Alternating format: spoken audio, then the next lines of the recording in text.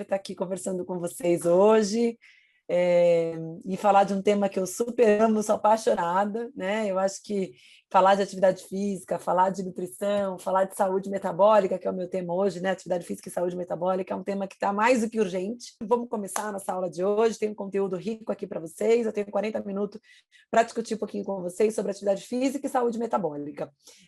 Vocês sabem que eu trabalho com nutrição esportiva, né? É a minha área de paixão, é a área que eu mais gosto de trabalhar. Estou me dedicando a minha vida aí a isso, né?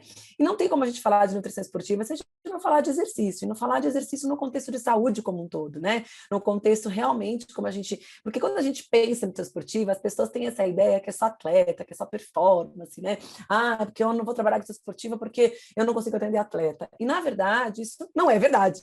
Né? Porque quando a gente pensa em exercício físico, a gente tem que pensar no contexto de longevidade, no contexto que envolve a prática de exercício físico, a prevenção e o tratamento de inúmeras doenças. Então, trabalhar com o exercício físico é algo cada vez mais urgente. A gente entender de exercício físico, né, é cada vez mais urgente para a gente entender, inclusive, quais as respostas que esse exercício físico pode trazer para a saúde. E quando eu falo em performance, eu não falo só em performance atlética, eu falo em performance visualizando a saúde como vitalidade positiva. Então, é expressar o máximo que a gente pode do nosso organismo para realizar as atividades do nosso dia a dia de maneira independente e com bom condicionamento. Então, eu consegui correr para subir uma escada, eu consegui, quando faltar a luz do meu prédio, eu consegui subir 18 andares sem precisar de elevador e não morrer quando chegar lá em cima, né? Eu consegui brincar com meu filho, mais velha, consegui participar e brincar com os meus netos. Então, tem uma questão muito importante que envolve a saúde como um todo e a saúde do nosso organismo. Então, a ideia é a gente mostrar como o exercício físico pode contribuir para essa saúde dos sistemas do nosso organismo, desde a questão muscular, né, que é a primária, mas todos os efeitos que esse efeito do músculo esquelético tem na nossa saúde como um todo. Então, é isso que a gente vai compartilhar aqui com vocês hoje. Então, vamos falar de atividade física e saúde metabólica, tá? Bom, eu preciso começar dizendo para vocês que as 10 maiores causas de morte no mundo, de acordo com a Organização Mundial de Saúde de 2016, são essas que estão listadas aqui para vocês. Então, a gente tem as doenças do coração, como infarto, né, ou a isquemia, a gente tem as doenças obstrutivas pulmonares, as infecções do trato respiratório inferior, as doenças pulmonares, a gente tem as doenças neurológicas, como as demências e Alzheimer, a gente tem aí os câncer, vários tipos de câncer, diabetes, lesões articulares, as doenças diarreicas e as doenças relacionadas a vírus, como, por exemplo, a tuberculose, tá? 65 milhões de pessoas, né, sendo que 54% das pessoas que morrem pelas causas, por essas 10 maiores causas, tá? Considerando, olha só, que a gente tem aqui que 23%, anda 54%, 23%, ou seja, 15 milhões dessas pessoas morrem de problemas relacionados às doenças do coração. Então, de fato, quando a gente pensa, e o coração é um músculo cardíaco, é um músculo, né? Então, o coração é um músculo que pode ser exercitado, né? Apesar de não ser um músculo de contração voluntária, né? É um músculo que pode ser exercitado. E a melhor maneira da gente exercitar o coração é por meio do exercício físico. Quando a gente pratica atividade física, a gente tem uma exigência desse coração, né, na produção de hormônios, na regulação da frequência cardíaca, na regulação da pressão arterial, que envolve uma resposta de adaptação que nos traz saúde como um todo. Então, o músculo cardíaco é um músculo que a gente consegue treinar, né? O exercício físico consegue conferir saúde ao músculo cardíaco e prevenir, claro, doenças relacionadas às doenças do coração. Então, esse é o primeiro dado que eu queria trazer para vocês, é de que as doenças do coração são as doenças que mais matam no mundo e que essas doenças são, claro, preveníveis, né? De acordo com o nosso tipo de vida, tá? Uma outra questão importante, a gente tem esse estudo que é um estudo de cohort, Framingham Heart Study, que destacou essa relação, então, entre obesidade e hipertensão. Então, entre os obesos, 78%, né, desses indivíduos obesos e 64% apresentavam hipertensão. Então, 78% de homens e 64% de mulheres apresentavam hipertensão. Então, a obesidade é algo que realmente tem aumentado cada vez mais no mundo e tem uma relação importante com a hipertensão. O risco de hipertensão hipertensão aumenta em 20% a cada 5% de aumento do peso corporal. Ou seja, um aumento de 20 a 30% do meu peso corporal um aumento de 5% do meu peso corporal reflete um aumento entre 20 e 30% do aumento da pressão arterial. Ou seja, se eu peso 70 quilos, se eu tiver um aumento de 5%, 73,5%, aumentando 3,5 quilos, né? Se eu chegar a 73,5, eu vou ter um aumento aí no risco de desenvolver hipertensão. Por coincidência, hoje eu atendi 2 pacientes jovens, um rapaz de 30 anos e um rapaz de 43 anos, ambos com uma obesidade central muito significativa, com hipertensão, o segundo paciente de 43 tomando losartana, hidroclorotiazida, tomando glifage. Eu olhei para ele e falei, meu amigo, só. A gente pode prevenir todas as alterações de saúde que você tem, que são alterações relacionadas ao estilo de vida. Se a gente não mudar o teu estilo de vida agora e te tirar de todos esses medicamentos para ontem, né? Como que você vai envelhecer? Como que você acha que vai chegar aos 50 anos? Como é que você acha que você vai chegar aos 60 anos, né? Então, de fato, o excesso de peso, especialmente a gordura central, ela tem um impacto muito importante na saúde das pessoas, especialmente relacionado à hipertensão e diabetes. Esse é um outro dado um pouco mais recente, de 2017, que eu fiz questão de trazer para vocês, que fala do risco de morte em relação aos tipos de... Quais são os fatores de risco de morte, né? Em relação à população mundial. Vejam que os 10 primeiros, eu fiz questão de apontar isso para vocês, os 10 primeiros estão relacionados a vários fatores que a gente está falando. A hipertensão é o primeiro dele, né? O segundo é fumo, mas vejam o terceiro item, alto consumo de açúcar. Olha, depois a gente tem a poluição do ar, obesidade, depois a poluição ambiental. Olha esse outro item que eu sinalizei aqui para vocês. Dieta rica em sódio. Depois, dieta pobre em grãos integrais. Álcool e depois dieta pobre em frutas. Vejam que dos 10 primeiros itens, fatores que aumentam o nosso risco de morte, 4 são. 4 fatores estão relacionados ao estilo de vida relacionado à questão nutricional. Então, as pessoas, de fato, não percebem o quanto isso, um fator cumulativo, aumenta o risco de morte ao longo dos anos, né? E olha, vejam que a hipertensão é o primeiro fator, e a hipertensão está relacionado a estilo de vida, estresse, má alimentação, sedentarismo, né? Então, tudo isso, esse estilo de vida, e olha, eu ainda não citei abaixo de consumo baixo em frutas, a gente tem lá o consumo pobre em oleaginosas, né? Sementes e oleaginosas.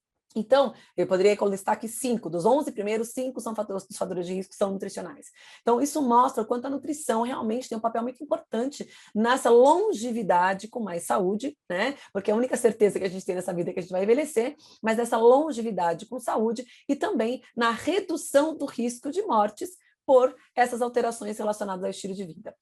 Esse estudo também traz alguns dados do Brasil, de 2017. Se a gente olhar, o principal fator de risco também é a hipertensão, né? Então, dos 10 primeiros a gente tem a hipertensão, depois o fumo, a obesidade. Olha lá, em quarto lugar, alto consumo de açúcar, depois a gente tem o álcool, a poluição do ar, depois, olha lá, dieta pobre em grãos também, depois a poluição ambiental, dieta rica em sódio, dieta pobre em oleaginosas e sementes. Depois ainda, olha lá, eu poderia citar mais abaixo, a dieta pobre em vegetais. Então, de novo, 4, 5 itens relacionados ao aspecto nutricional.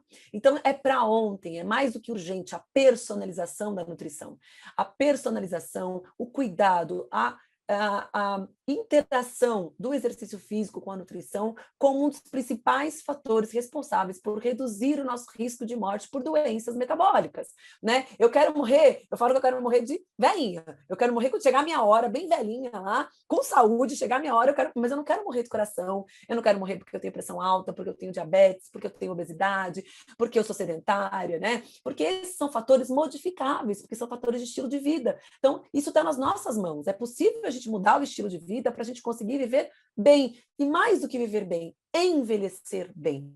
Conseguir envelhecer com autonomia, com saúde, sem a dependência de medicamentos, né? Tendo uma boa nutrição, ativo. Então, isso é o mais importante, com independência física, cognitiva, né, com uma boa função cognitiva. Isso é o mais importante quando a gente pensa nesse processo de envelhecimento. E vejam, está nas nossas mãos, porque os principais fatores são fatores relacionados ao estilo de vida, que são fatores modificáveis, tá? Bom, então se a gente olhar nesse contexto, a gente tem aqui então o centro, né, da síndrome metabólica. Então a gente está mostrando para vocês que a síndrome metabólica é um importante fator de risco para o risco de morte, né? Que está relacionado ali com doenças vasculares, resistência à insulina, dislipidemia e hipertensão, e tudo isso junto está relacionado principalmente a esse acúmulo de cisto adiposo abdominal, tanto subcutâneo quanto visceral. Mas vejam que existem inúmeras outras alterações aqui ao redor que estão envolvidas com essa síndrome metabólica. Então, a síndrome metabólica não é mais só, né, a gente olhar para as doenças do coração, as alterações relacionadas ao metabolismo da insulina, do colesterol e o aumento da frequência e a hipertensão, o aumento da pressão arterial, né? Existem outros fatores, vejam só, artrite, câncer, disfunções renais, esteatose hepática, distúrbios mentais, gota, infecções, disfunções respiratórias, tudo isso está relacionado a esse conjunto que a gente chama de síndrome metabólica. Esse rapaz que eu falei para vocês hoje, 30 anos, já usa o CPAP, porque tem apneia do sono, né? Então já usa uma ventilação para poder conseguir dormir com 30 anos de idade, né? Minha vontade de sair gritando e falar, meu filho, vamos lá, acorda, vamos para a vida, né? Vamos lá, vamos tentar se mexer, tentar se organizar para conseguir trazer longevidade, muito jovem para estar nesse estado de saúde, né? Então a gente pode trabalhar de uma forma muito positiva quando a gente pensa nesse binômio exercício e nutrição, tá? Um outro dado importante, olha só, é que quanto maior o IMC, e aí, claro, existe um paradoxo em relação ao IMC, né? Nem todo mundo que tem IMC acima de 40 ou acima de 30 são pessoas obesas, mas pensando num contexto populacional, pensando num contexto de obesidade, veja que um indivíduo com IMC de 30 a 35, especialmente nessa gordura abdominal, ele tem uma redução na expectativa de vida de 2 a 4 anos. E se a gente trouxer esse indivíduo para um IMC acima de 40, ele tem uma redução na expectativa de vida de 8 a 10 anos, sendo que o primeiro órgão que pede socorro é o coração, né? Justamente porque está relacionado à hipertensão e às doenças cardiovasculares que são muito frequentes nessa população e que podem e são os primeiros fatores de risco para a morte. Então, quanto maior essa gordura central e abdominal, menor é a minha expectativa de vida. Do contrário, a gente tem estudos mostrando que quanto mais ativo é o indivíduo, maior é a expectativa de vida, né? Então, vou mostrar aqui para vocês dados muito importantes relacionados ao exercício físico que podem melhorar a nossa saúde metabólica como um todo e reduzir, então, o nosso risco de morte, aumentando a nossa expectativa de vida. De novo, é importante que a gente pense nessa expectativa de vida como uma forma de longevidade, numa forma de a gente conseguir envelhecer com saúde, né? Porque envelhecer todos nós vamos.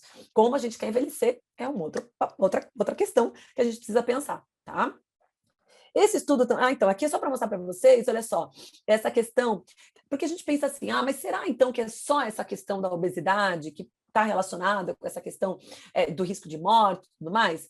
Esse estudo é um estudo muito interessante porque ele faz essa comparação se existe um obeso saudável, esse paradoxo da obesidade. Mas a coisa mais importante que eu quero mostrar aqui para vocês é o seguinte, vejam que aqui a gente tem indivíduos com um consumo máximo de oxigênio, ou seja, a gente chama de VO2 máximo, né? Com um consumo máximo de oxigênio de 14 mililitros de oxigênio por quilo por minuto. Então, ela consome 14 mililitros de oxigênio por quilo de peso por minuto, que isso dá um dado relacionado à sua capacidade aeróbica, ao seu fitness, à sua condição, ao seu condicionamento aeróbio, principalmente, que envolve coração, pulmão, que envolve sistema cardiovascular e respiratório, né? Então, essas pessoas que têm um VO2 menor que 14, elas têm um risco de morte, né, maior do que aquelas pessoas que têm um VO2 maior do que 14. Vejam só, menor do que 14, independente do IMC, vejam que até mesmo os indivíduos mais magros, eles têm aqui, eles são mais doentes porque eles têm uma condição cardiorrespiratória menor. Então, vejam, tanto os indivíduos magros com IMC de 18,5 a 24,9, quanto aqueles indivíduos mais obesos, com IMC até acima de 30, o risco de morte é maior, porque eles acabam ficando mais doentes. Se a gente olhar agora para esses indivíduos aqui com uma alta capacidade, um que a gente chama de fitness cardiorrespiratório, com o VO2 máximo acima de 14 ml, vejam que isso se iguala. Então, mesmo os indivíduos obesos, quando eles têm uma capacidade cardiorrespiratória melhor, eles conseguem prevenir o risco relacionado à obesidade. E por que isso é muito verdade? Por que isso é tão importante? Lembra que eu falei para vocês lá no começo? O coração é músculo. E a gente consegue treinar esse músculo cardíaco, consegue esse condicionamento físico através da melhora do funcionamento cardiovascular. E eu mostrei para vocês que os principais fatores de risco para a morte é doenças cardiovasculares e hipertensão. Então, mesmo com a obesidade, né, mesmo eu tendo ali uma obesidade instalada, isso não quer dizer que eu vou que a obesidade por si só seja o único fator de risco para a morte. A gente tem outros fatores ambientais, especialmente o condicionamento cardiorrespiratório, que pode comprometer, sim, e aumenta, e pode, na verdade, me proteger. Se eu tiver um condicionamento cardiorrespiratório melhor, ele me protege contra o risco de morte, mesmo tendo obesidade. E se eu tiver obesidade mais um fitness ou uma capacidade cardiorrespiratória menor, isso aumenta o meu risco de morte. Então, isso mostra que não é só a questão do acúmulo de gordura, que o sedentarismo, principalmente, e a sua capacidade aeróbica, o seu condicionamento físico, é um fator de risco muito importante para aumentar o risco de morte e reduzir a sua longevidade. Então, o condicionamento respiratório, o condicionamento físico, é um fator muito importante. E eu estou mostrando aqui para vocês, então, que, independente do acúmulo de gordura, se esse indivíduo é mais treinado, ou seja, se ele tem uma melhor condição cardiorrespiratória, ele tem um menor risco de doenças cardiovasculares e, consequentemente, um menor risco de doenças, tá? Então, olha só, o VO2, né, reduzindo ali, né, é muito importante quando a gente pensa nessa questão do condicionamento respiratório e redução do risco de doença, tá? Então, veja só, o comportamento sedentário, né, que está associado ao envelhecimento, às doenças crônicas, a indivíduos que fazem diálise, né, ou até mesmo a própria obesidade, como a gente está colocando, isso aumenta o risco de diabetes, de hipertensão, de depressão, de disfunção endotelial, de resistência à insulina. Isso aumenta, isso reduz, na verdade, a nossa capacidade cardiorrespiratória, como eu mostrei aqui para vocês no slide anterior, piora o meu condicionamento físico, piora a minha capacidade de agregar massa muscular, porque gera o que a gente chama de sarcopenia, que é a perda de massa muscular, que vem junto com o processo de envelhecimento. Então, a gente tem uma perda de massa muscular também. E, consequentemente, isso vai reduzir a minha performance física, né? A minha autoestima, piora essa questão da minha capacidade de autonomia, né? De desabilidade, de autonomia, aumenta o meu risco de mortalidade, principalmente porque aumenta a inflamação e o estresse oxidativo. Mas o que é mais lindo da gente ver nesse slide é que, olha só, quando a gente pensa em exercício físico, seja um exercício aeróbio, né, uma bicicleta, uma caminhada, uma corrida, ou ainda um exercício que tem uma característica mais de treinamento resistido, de força, eles têm um impacto muito importante, vejam as setinhas roxas, né, em inibir todo esse processo de desequilíbrio metabólico. Então, o comportamento ativo, quando a gente é uma pessoa ativa fisicamente, eu reduzo o meu risco de desenvolver diabetes, hipertensão e depressão, de resistência insulínica, de disfunção endotelial, eu melhoro a minha capacidade aeróbica, reduzo a minha capacidade de perder massa muscular com o processo de envelhecimento, né? Melhoro a minha performance física, reduzo o estresse oxidativo e inflamação, diminui meu risco de mortalidade. Então, quando sou uma pessoa ativa, eu consigo melhorar toda a minha saúde metabólica de uma maneira que eu não só envelheço com saudade, mas só uns aninhos aí a mais, né? Então, sei lá, se de repente eu poderia viver até os 80 anos, posso viver até os 85, 90, 95 anos, se eu tiver um comportamento mais ativo, menos sedentário, né? E, claro, em equilíbrio com todos os outros aspectos ambientais que a gente já conhece. Falando em exercício, a gente não pode esquecer que a gente tem aqui o treinamento de força, o treinamento resistido, na verdade, eu não gosto de falar treinamento de força, porque o treinamento resistido é aquele feito com pesos, é aquele que trabalha a questão muscular, né, o dano muscular para gerar síntese, para gerar ganho de massa muscular. Então, o treinamento resistido, ele faz com que a gente tenha uma sinalização nesse músculo esquelético pela ativação de uma cascata que a gente chama de inositol trifosfato quinase AKT-mTOR, que gera, então, a hipertrofia muscular. Então, o treinamento de força, uma das adaptações que a gente espera com o treinamento de força, é justamente o ganho de massa muscular. Do outro lado, em contrapartida, a gente tem o treinamento de endurance, o treinamento aeróbico, como vocês quiserem, que é o treinamento que está mais relacionado ao fitness cardiorrespiratório. Então, é uma via modulada principalmente por uma proteína, um fator de transcrição gênica chamado PGC1-alfa.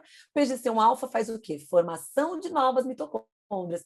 E por que a mitocôndria é importante no músculo esquelético? Porque a mitocôndria é o local onde a gente consegue oxidar mais substrato energético. É o local onde a gente oxida gordura, principalmente, né? A gente faz beta-oxidação, que oferece acetil-CoA para o ciclo de Krebs para a produção de energia.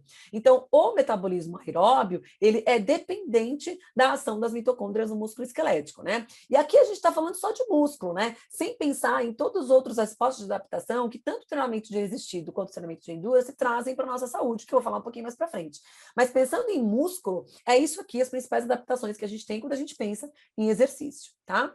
E aí, pensando em exercício num contexto geral, independente do exercício, mas principalmente os exercícios de endurance, a gente tem aqui um efeito muito interessante em aumentar o funcionamento da célula beta-pancreática, em trabalhar esse músculo cardíaco, reduzindo a nossa pressão arterial, ou seja, eu tenho que bater com menos intensidade e mais, eu consigo bater mais devagar e com menos intensidade para jogar bastante sangue para todo o meu corpo. Então, eu consigo ter uma frequência cardíaca de repouso menor, né?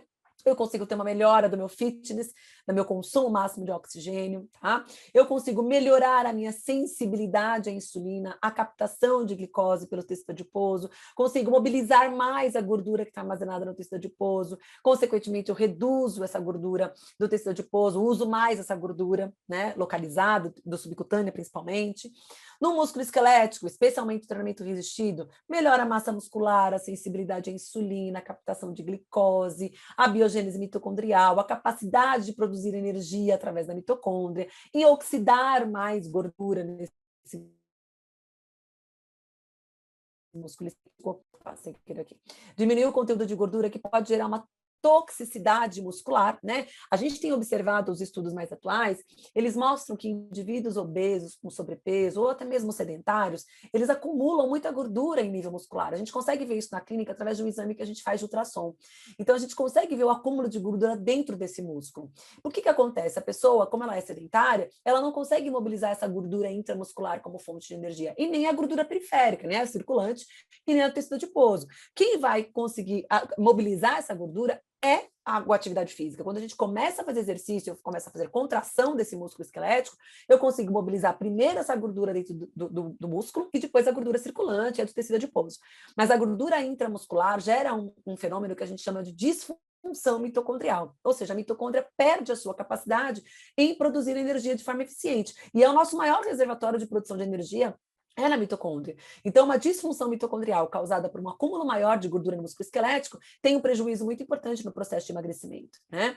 E é por isso que a gente fala que, por exemplo, tratar a resistência insulínica é muito importante, porque se o indivíduo tem uma insulina muito alta, ele acumula mais gordura no músculo, no fígado, no tecido adiposo, né, nas artérias, e isso faz com que ele entre num ciclo que a gente muitas vezes não consegue tirar. Então, eu preciso modular a resistência insulínica, preciso trazer um funcionamento melhor para essa célula beta-pancreática, nessa produção de insulina, regular isso para que esses acúmulos de gordura não aconteçam nessas regiões ectópicas, que a gente chama, né? Acúmulo ectópico de gordura.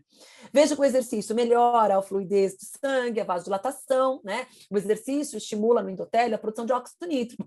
O óxido nítrico é um importante fator vasodilatador, que vai permitir a oferta de nutrientes para o músculo esquelético, principalmente, vai oferecer a minha capacidade de oferecer oxigênio para o músculo esquelético e para o transporte desse oxigênio pela hemoglobina na circulação, ele fica melhorado com o exercício físico. Melhora a permeabilidade muscular, o transporte de ácidos graxos para o músculo esquelético para ele poder utilizar.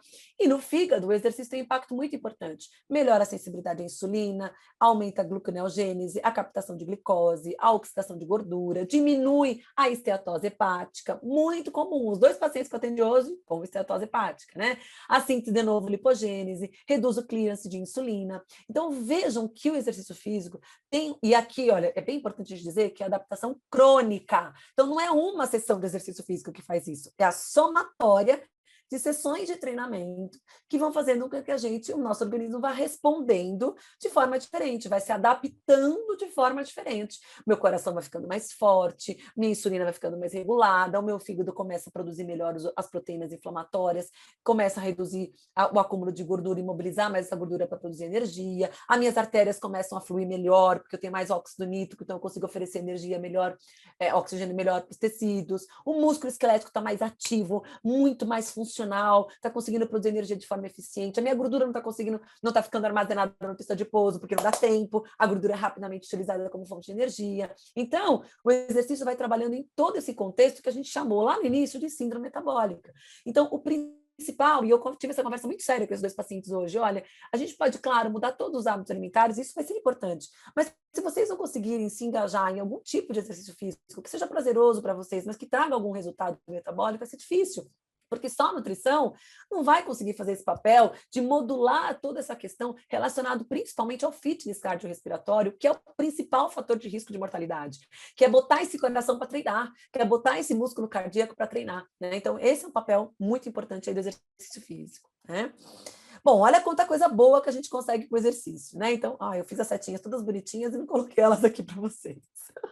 Bom, enfim, então a gente falou de todos esses fatores. E aí, quando eu consigo, então, trabalhar com exercício nesses órgãos periféricos, eu consigo, de um modo geral, no meu corpo, melhorar a minha capacidade aeróbica, o meu fitness, meu condicionamento físico, a minha sensibilidade à insulina, consigo controlar a glicemia, não preciso usar glifagem, medicamento para controlar a glicemia, o exercício controla, né? Melhora a minha capacidade oxidativa, a mobilização de gordura, e isso tem um impacto muito importante na saúde. Reduz o meu risco de diabetes tipo 2, de esteatose hepática e reduz a minha mortalidade. Então, isso está mais do que comprovado. Esse é um artigo de 2020, acabou de sair, né? Está mais do que comprovado que a gente tem sim um impacto. E, na verdade, isso aqui está mais do que comprovado há anos, né? Que o exercício físico é um fator ambiental extremamente importante para a saúde metabólica. E o que é mais legal e que os estudos mais recentes trazem em relação a isso é que quando a gente exercita o músculo esquelético, a gente produz, eu amo esse nome, né? A gente produz do músculo esquelético substâncias chamadas de exercinas. Olha que nome mais lindo! Essas exercinas são substâncias que o músculo esquelético produz em contração. Então, quando eu estou no exercício e que eu aumento a contração muscular, eu permito a produção, por exemplo, de interleucina 6. A interleucina 6 é uma citocina pró-inflamatória quando produzida pelo tecido adiposo. Mas quando ela é produzida pelo músculo esquelético, ela tem um efeito anti-inflamatório.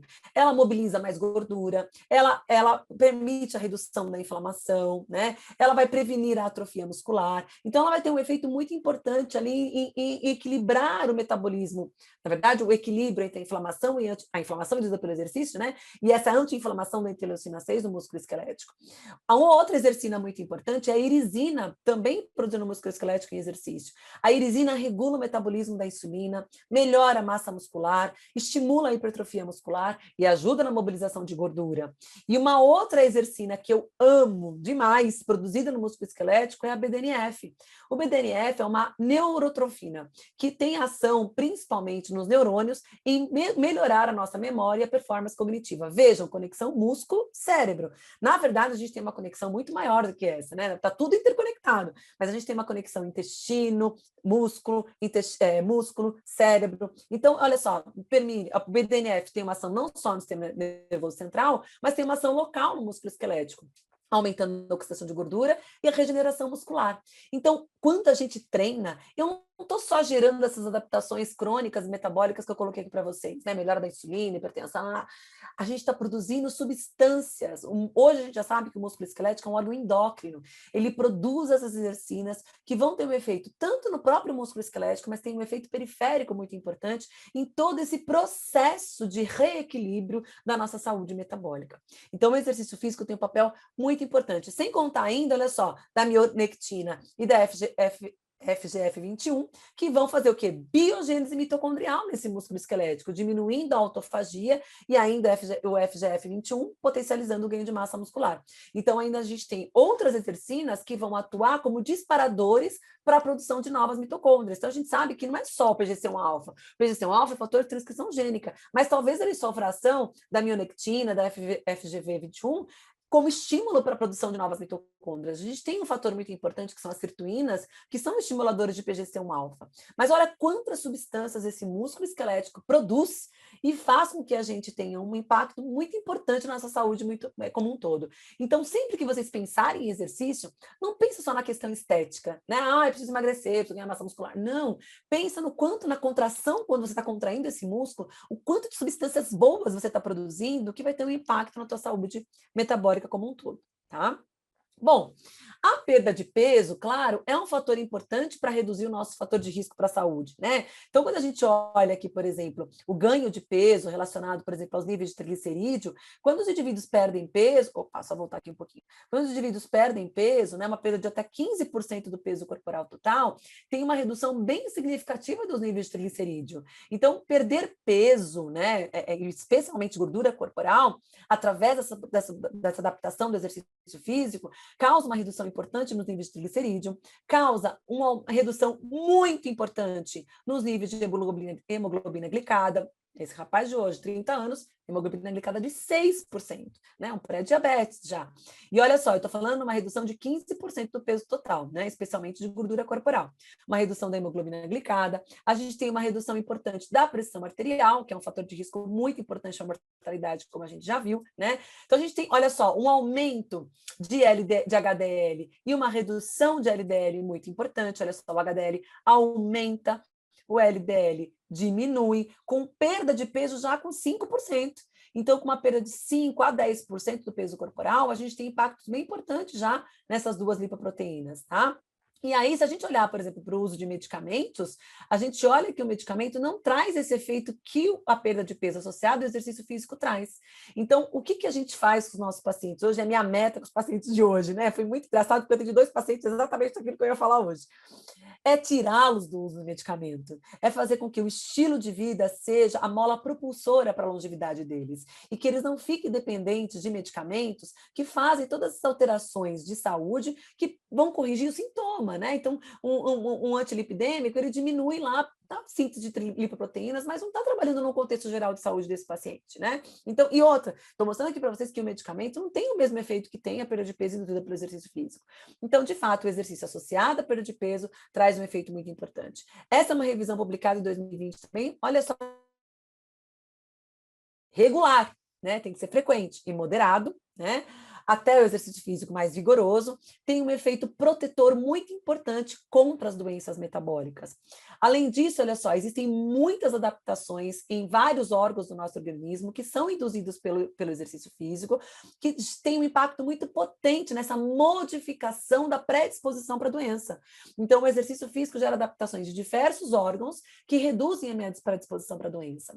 E, além disso, né, existem vários fatores que, de forma reducionista, né, redundante até mesmo, contribuem para a proteção da saúde metabólica, né, que é induzida pelo exercício regular. Então, de fato, o exercício físico tem um impacto muito importante aí nessa atividade metabólica.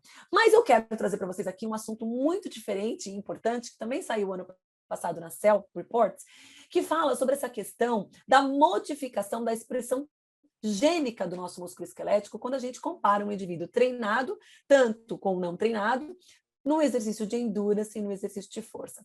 É algo extremamente complexo, mas é algo muito interessante, porque mostra que, na verdade, que com os anos de treinamento, a gente consegue mudar a nosso perfeição do músculo esquelético, que o que potencializa também a nossa longevidade e a nossa saúde metabólica. Então, o treinamento físico, ao longo da vida, tem um efeito muito protetor na prevenção de doenças, câncer, diabetes tipo 2 e doenças cardiovasculares. E esse estudo do Chapman mostra que isso está muito relacionado à mudança na expressão desses genes que vão garantir essa longevidade. Então, se a gente olhar aqui, por exemplo, eu não sei se esse slide, deixa eu ver se o outro slide talvez mostre isso melhor para vocês. Eu vou voltar aqui um pouquinho. Olha só. A gente tem aqui indivíduos treinados, então a gente tem homens treinados e mulheres treinados em endurance, exercício de força, a gente tem homens, e a gente tem indivíduos controles, né, não treinados, tanto homens quanto mulheres. O que eles observaram? Que 15 anos de treinamento de endurance de força, vamos primeiro para o de endurance, 15 anos de treinamento de endurance muda a expressão gênica de um indivíduo sedentário. Então, em 15 anos, eu consigo mudar a expressão desses genes do indivíduo sedentário, tanto em homens quanto em mulheres. Então, existe ali uma alteração na transcrição gênica, que também confere saúde nesse músculo esquelético, me prevenindo contra as doenças metabólicas. E que, ao longo do tempo, esse tempo de treino diminui as diferenças que existem entre homens e mulheres.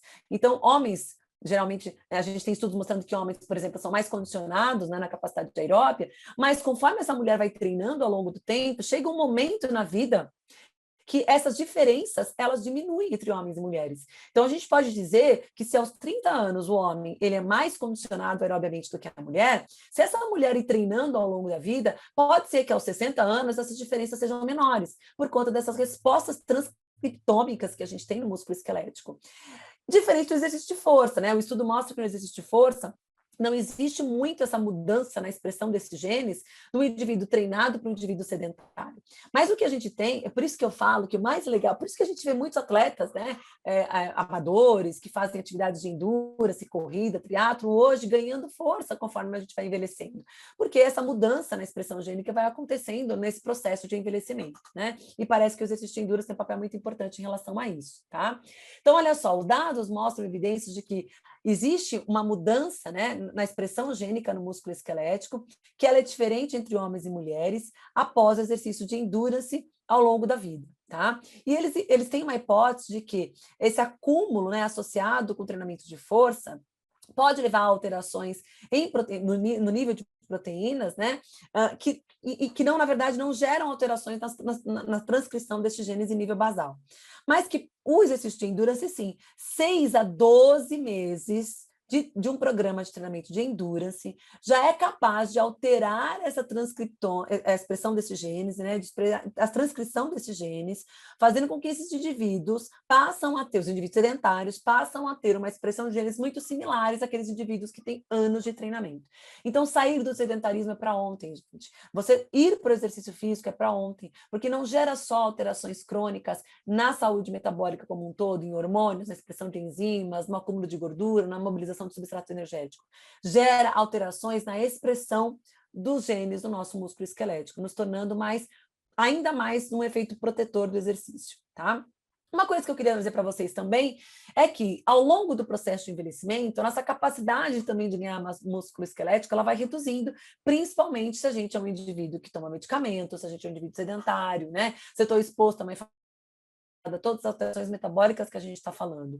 Que nós chamamos de quê? De resistência anabólica. Então, o envelhecimento, por si só, está relacionado com essa resistência anabólica, com essa dificuldade em ganhar massa muscular durante o processo de envelhecimento. E isso é potencializado principalmente com o sedentarismo, com a resistência à insulina, né, às doenças críticas. Tudo isso potencializa essa resistência anabólica, que vai, então, comprometer o ganho de massa muscular, gerando, então, atrofia muscular.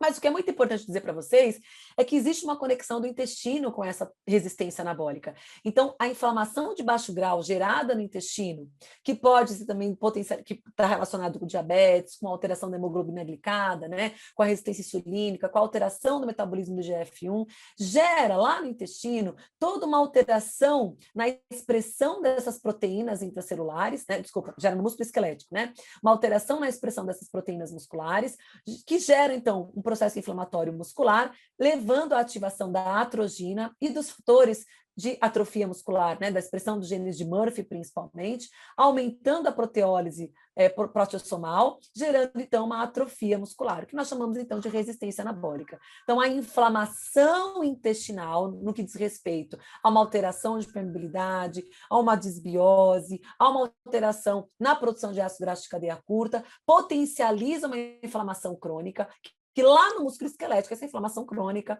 potencializa a produção de proteínas de atrofia muscular, reduzindo a síntese proteica e, consequentemente, gerando uma dificuldade em ganhar músculos. Então, a inflamação gerada no intestino através da desbiose e da redução da produção de ácido graxo de cadeia curta compromete a minha função muscular.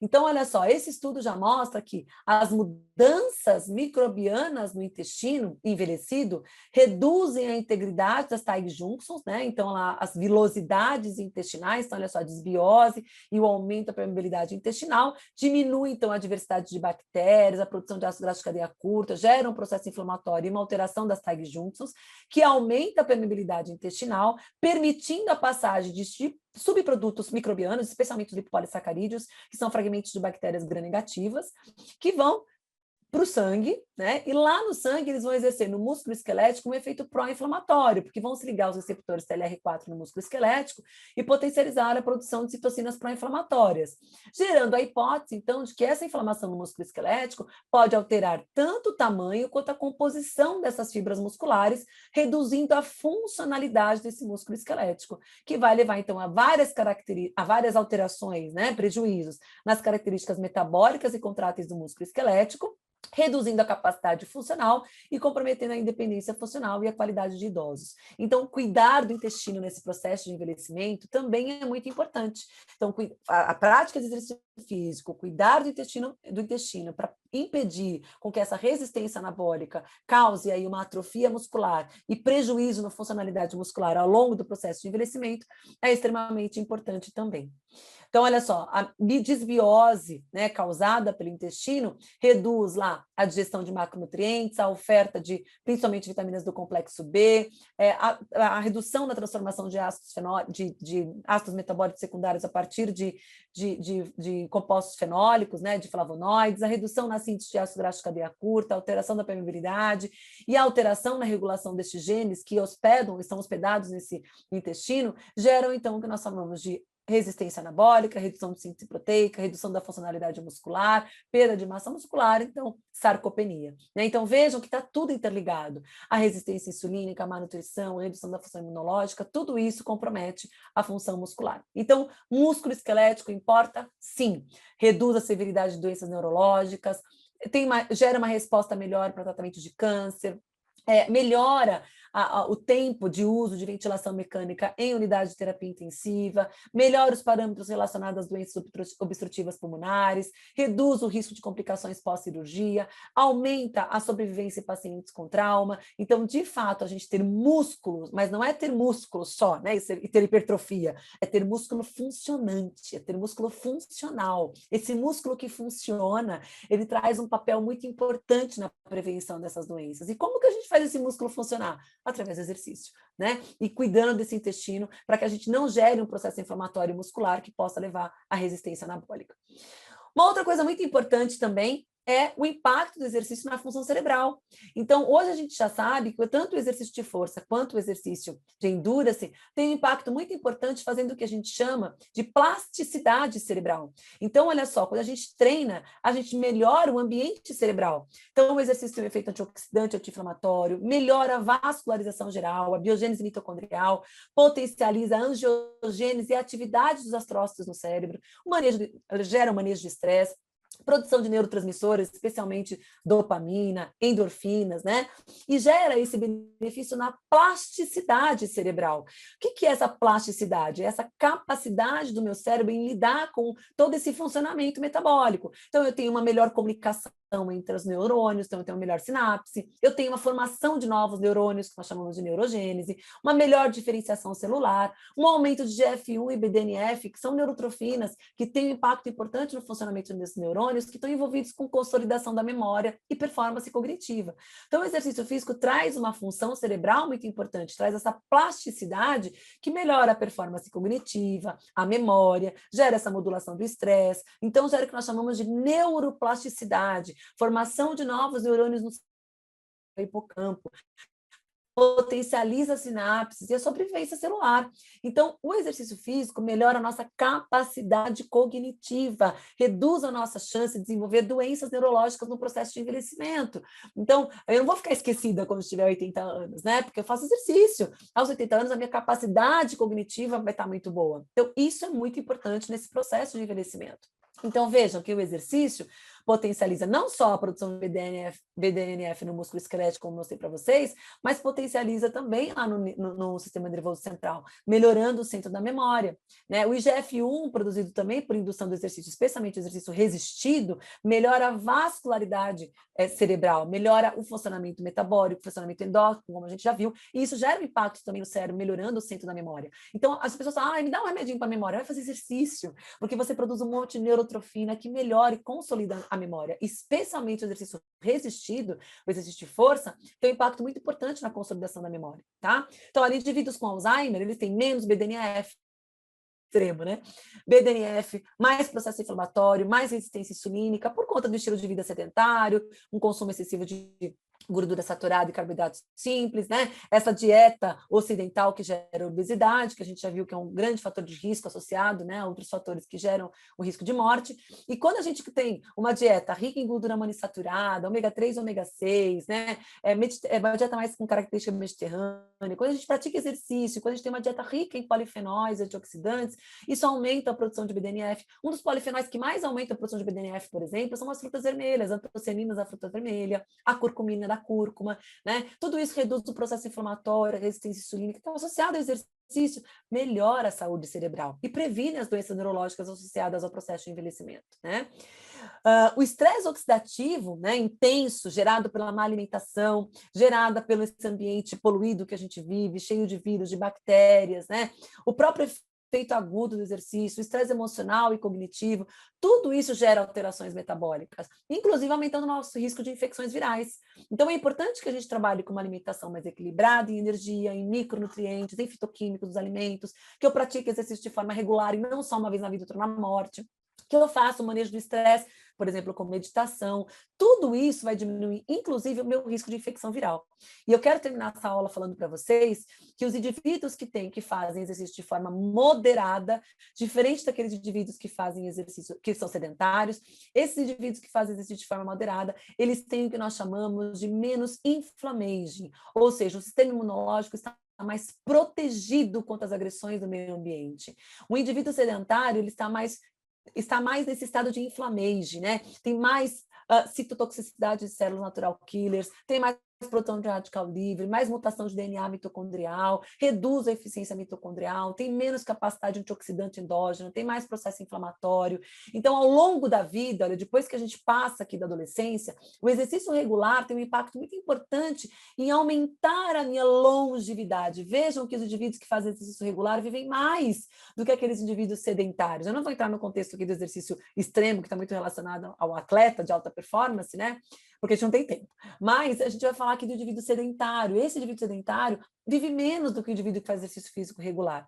E o mais importante de tudo isso, olha só, o exercício moderado de forma regular aumenta a nossa imunocompetência, e é isso que a gente mais precisa nessa época de pandemia, né? Então, olha, o exercício regular de intensidade moderada melhora a minha resposta à vacina, reduz os níveis de células T envelhecidas, aumenta a proliferação de células T, melhorando a minha imunidade adquirida, que é aquela que eu adquiro ao longo da vida, reduz os níveis de citocinas pró-inflamatórias, atividade de neutrófilos, a resposta inflamatória às bactérias, melhora a minha atividade citotóxica das células natural killers, né, que estão envolvidas aí tanto que o sistema imunológico inato quanto adquirido, aumenta a produção de citocinas anti-inflamatórias, como a interleucina 2, e olha que importante, esse estudo comparando exercício de flexibilidade e exercícios cardiovasculares, ou seja, exercícios aeróbios, esses indivíduos, aqui é a influenza A, né? Esses indivíduos que fizeram exercício aeróbico, estavam submetidos a exercício aeróbico, eles tiveram uma resposta de soroproteção à vacinação para a influenza maior do que os indivíduos que fizeram exercício de flexibilidade. Ou seja, o exercício de endurance é um fator ambiental extremamente importante para melhorar a nossa resposta à vacina. E a gente está no momento não existe momento mais importante do que esse para falar de vacina, que é o que a gente está vivendo em relação ao Covid. Então, se eu sou um indivíduo que faz exercício físico de forma regular, a minha resposta de soroproteção é maior do que os indivíduos sedentários. Então, não adianta a gente achar que a vacina é o milagre, água benta, né? A água benta, tomei vacina, pronto, não vou ficar mais doente. Não, vacina não é água benta. Eu preciso melhorar, inclusive, a efetividade dessa vacina. Boa alimentação e exercício físico, tá? E olha só, indivíduos com comportamento sedentário, eles têm o que a gente chama de imunossenescência, ou seja, um aumento da imunossenescência e um aumento do processo inflamatório que diminui a longevidade.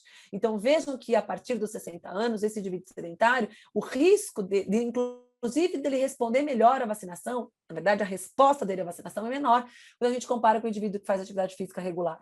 Olha, o indivíduo que faz atividade física regular, ao longo do processo de envelhecimento, ele tem uma resposta à vacinação muito melhor do que o indivíduo sedentário. Então, talvez os indivíduos mais idosos, né, os indivíduos mais velhos que foram vacinados agora, eles têm uma resposta melhor àqueles que fazem exercício físico de forma regular. Então, de forma regular e de forma crônica, o exercício físico causa uma imunoproteção extremamente importante nesse momento que a gente está vivendo. Então, a exposição sistemática às sessões de exercício melhora a minha resposta imunológica frente a esse ambiente de risco que eu vivo. Pessoas que praticam exercício físico regularmente são menos suscetíveis a doenças virais, como gripes e resfriados. Acredita-se que o exercício físico ajuda a ativar o sistema imunológico e prepará-lo para combater as infecções virais. Além disso, pessoas ativas respondem mais favoravelmente aos efeitos da vacinação.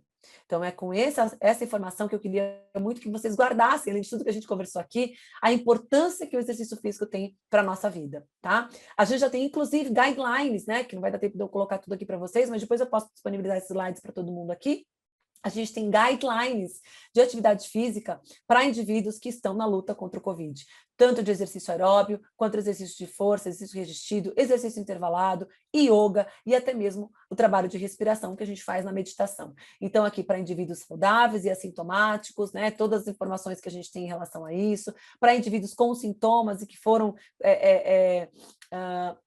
incluídos, né, na verdade, com sintomas de trato respiratório, de alterações do trato respiratório superior, que tem, então, aí infecções, sintomas associados ao Covid, por exemplo, então, todas as recomendações que a gente tem de exercício, e para aqueles pacientes com sintomas, mas que tiveram outros envolvimentos gastrointestinais e outros órgãos, aí a gente tem aí a recomendação de yoga e da respiração. Então, gente, isso é uma realidade. Praticar atividade física, artigo publicado em 2021, é uma realidade. A gente tem guidelines específicos na luta contra o Covid para exercício físico, tá?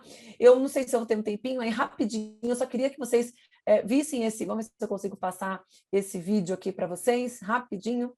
Deixa eu só mudar aqui e compartilhar essa outra tela aqui com vocês, que eu queria muito que vocês vissem esse vídeo da Joan McDonald. Eu não sei se vocês estão escutando o áudio. Vou colocar a legenda. Ela é uma mulher que começou a transformação aos 70 anos de idade. Ela pesava 200 libras. Came to me and she was on the verge of tears. Aqui é ela. And she said that I have a choice here. Mom, you got a choice. Either you're going to end up in a hospital needing a lot of care. You can do this. You can make yourself better. Que é educadora física. And I'll be there for you all the way. The first time we left Michelle and JJ's condo to come down to the beach, and it was not near as far as this one. We had to stop many times along the way because I just did not have the energy to keep going.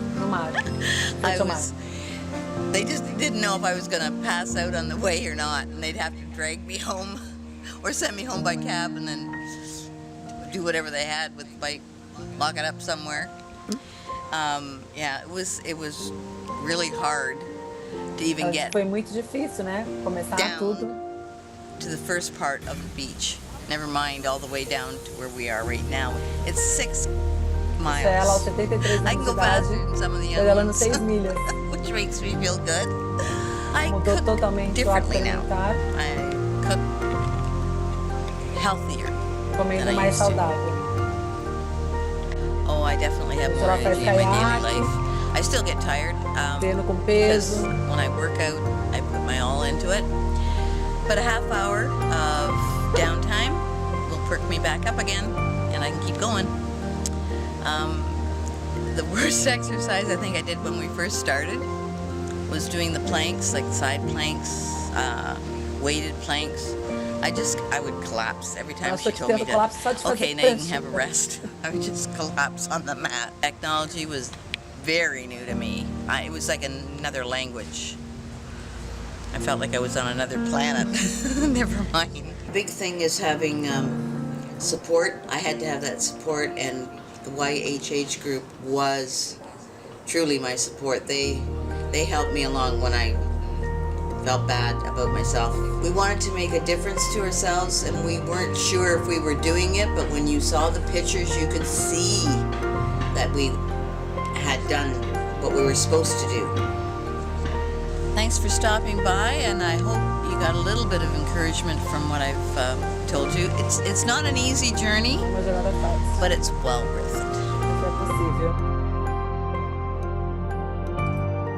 A Joan é uma inspiração. Se vocês puderem assistir, entrar no canal dela, é uma inspiração realmente o que ela faz, o que ela transformou a vida dela a partir de 70 anos, com a ajuda da filha, que é educadora física, que mudou os hábitos alimentares e mudou totalmente a vida dela. Hoje ela faz exercícios assim, é surreal ver ela treinando. É uma inspiração para quem ainda tiver na dúvida que exercício físico pode mudar a vida da gente, tá? Queria agradecer vocês, né? Eu queria dizer que quando a gente para de aprender, a gente começa a morrer. E assim, quando a gente tem sempre uma oportunidade na vida de começar algo novo e diferente, né? Eu sou uma pessoa totalmente, vou dizer que viciada ao exercício físico, porque eu olho o exercício como uma forma de mudar a minha vida. Então tá aqui meu Instagram, meu e-mail, meu site, e estou à disposição de vocês para o que vocês precisarem.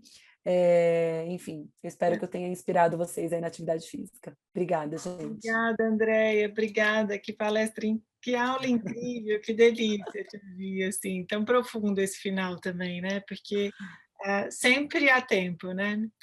Nunca é tarde, né? Então, lindo. Passei um pouquinho do meu tempo, Ale, desculpa, me empolguei. Eu já vou chamar aqui a doutora Natália aqui rapidinho para a gente continuar, mas queria te agradecer de novo por compartilhar aí de forma tão intensa e com tanto conhecimento aí, de uma forma clara, como sempre, brilhou. Obrigada.